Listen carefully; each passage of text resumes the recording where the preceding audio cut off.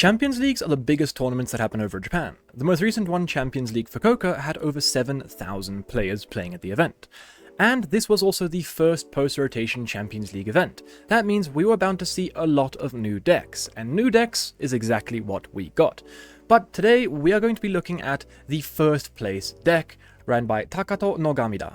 So here is the list. For me, this is a hybrid between Mega Absol Kangaskhan and also Terrabox. For the Mega Absol Kangaskhan side of the deck, we have obviously the Mega Absols and Kangas. We also have Monkey Dories, which are obviously really strong to the format. And for the Terrabox side, we've got Teal Mask Ogerpons with the Energy Switch kind of engine. We've got Crispins and also Area Zero Underdepths. So it is a hybrid between the two decks, and I really like the direction this deck is going. It has that, you know, big basic EX feel. It's like Raging Bolt but with more options. It's like Terrabox but without the owls. This is essentially just Terrabox without the owls is basically what it is. We've had Raging Bolt without the owls, and this is Terrabox without the owls. It's Mega Kangaskhan's next kind of deck with Absol, right?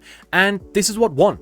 In a 7,000 player tournament, this is what won. So let's break it down. Obviously, Monkey Dory is incredibly strong because in the format we have a lot of things like Dragapult running around with a lot of like different Frostlass decks, such as Grimmsnarl, such as Starmie, such as Dragapult itself, or even just Monkey Dory Frostlass itself as well running about. We've got Absol because Absol is just really, really strong into the meta, and that is mainly because of the Unfair Stamp. Unfair Stamp is a very strong card post-rotation because Arven is gone. That means Secret Box is nowhere near as strong as it was beforehand because honestly the items in stadiums are just not as strong as they were pre-rotation. So Unfair Stamp is the best thing because what did we lose in rotation? Well, we lost Iono, the main disruption card. So being able to Unfair Stamp your opponent to 2 cards and then using Claw of Darkness to probably take a knockout and also discard one of those 2 cards is just crippling, right? If you're able to pull this off fairly early, well, then your opponent's probably just not going to get set up. And at the end of the game, if you pull this play off, there's a good chance they're not going to be able to find what they need to close out the game. So that's essentially what it is. And instead of running something like your Trolley, we are now running Cyrano because essentially what we're going to be grabbing most of the games is, you know, EXs. We can grab ourselves the Absols, we can grab ourselves the Kangaskhan's, the Teal Mask Ogerpons, basically obviously any EX. And then we also have 4 Ultra Ball still, you know, there to help out grabbing the other basics. We also have Brock's Scouting, and obviously Ultra Ball is super important because Ultra Balls can grab us the Meowth, and from their Meowth can grab us any of our supporters. We are still playing 1 Lily just to kind of see a little bit more cards whenever we really need the cards, but this is a lot more this is a much like less reliant on drawing into stuff. Since Iono is no longer a big part of the format, we honestly don't need a lot of draw support because it's kind of one of those decks that once it gets, you know, the Kangaskhan online, once it gets the Teal Mask Ogerpons in play, you're kind of just drawing into whatever you need and just going turn by turn. It's not really like Dragapult where you're liliesing, hoping for a fresh hand, you're using Dracloaks every turn. This is more of like the Terrabox thing. You just deal with whatever's in front of you, right? If you're playing against Dragapult, you've got Lily's Clefairy, which is a good attacker. You've got Latias, which is a good attacker.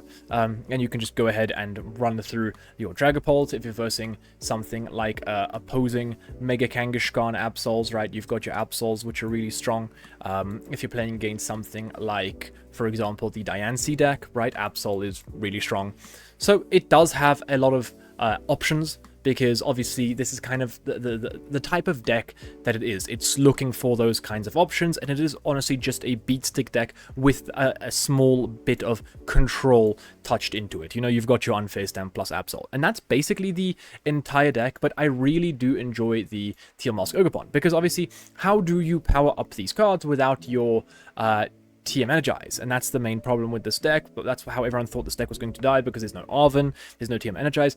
How are you going to get energy into play? And a lot of people were thinking of the Mega Clefable, right?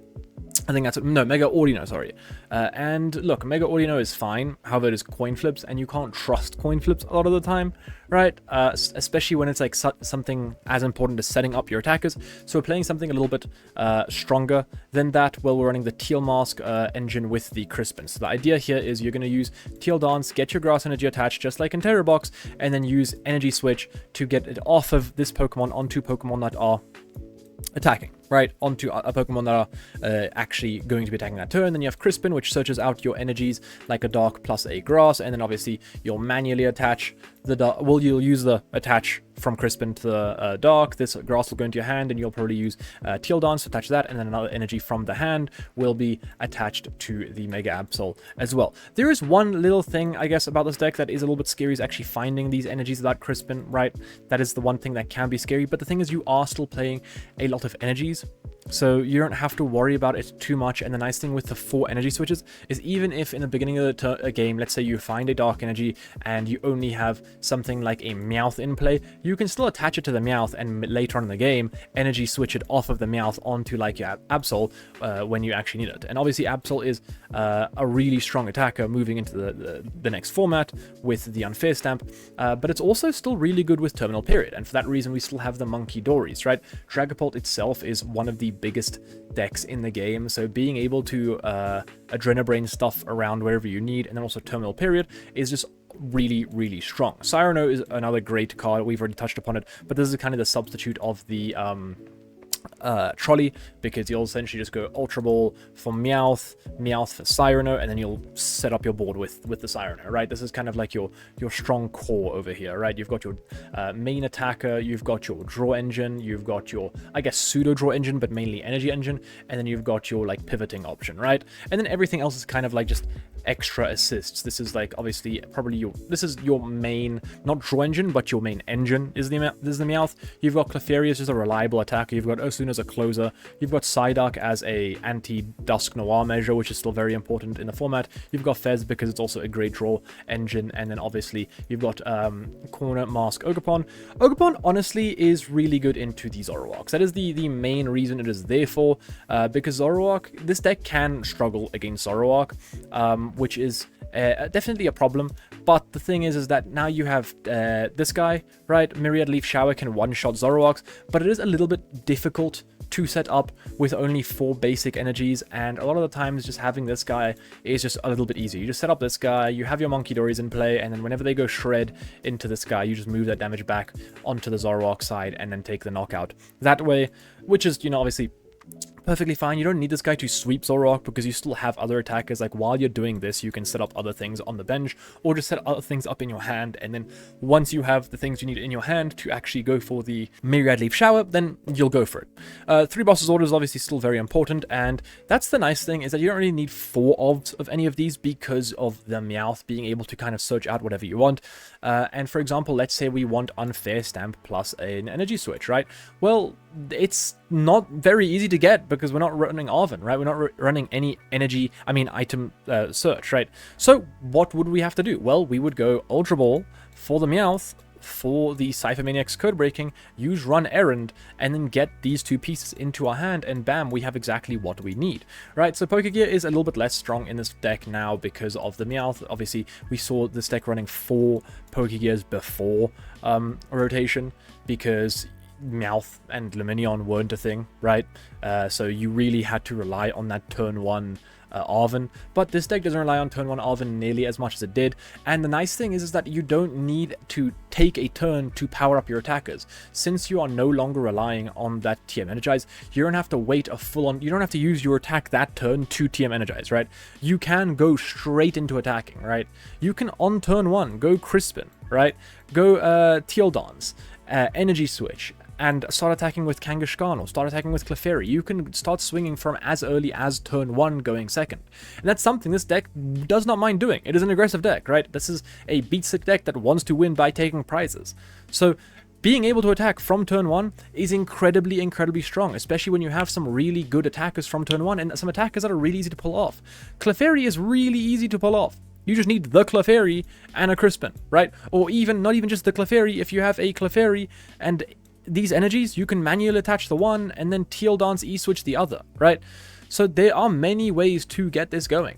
If you start Mega Kangaskhan, you can probably set this up with a Cypher Maniac's code breaking from an Ultra Ball. So there is a lot of options with this deck and a lot of ways to get aggressive, much more aggressive than the version was before rotation. Obviously the one before rotation was playing things like the Yveltal, which was a lot more, you know, slower, but it was really strong. And I think Yveltal still definitely has a place in the meta because cards like Toro are gone, but a lot of decks now are running switches, right? Like, for example, they are running either Kieran or Surfer or just Switch itself, and a lot of the Dark decks are running Pekrunt. This deck not running Pekrunt is very sketchy, in my opinion, because you still can get locked into something like a Meowth or something like a Latias, and there's just not much you can do about it, right? All of these Pokemon can attack, which is nice, except for the Psyduck. Obviously, that does like 30 damage, 20 damage, so this is probably going to get locked, but all of the other Pokemon can attack, which is nice, including the Meowth, and the Meowth's attack puts itself back into the hand, which is very nice. So Meowth is not a Pokemon that is easy to trap. And yeah, I think this deck is really good. I think this deck is definitely going to see a lot of play post-rotation. I think it might be a little bit different as to what it is right now. I think a lot of people will tinker with it a little bit. I feel like a lot of people aren't really fond of not having a way to switch out of the active. But yeah, I think this deck is really good. What are you guys' thoughts on this version of Terrabox / Mega Absol down below? Yeah, thanks for watching. Peace.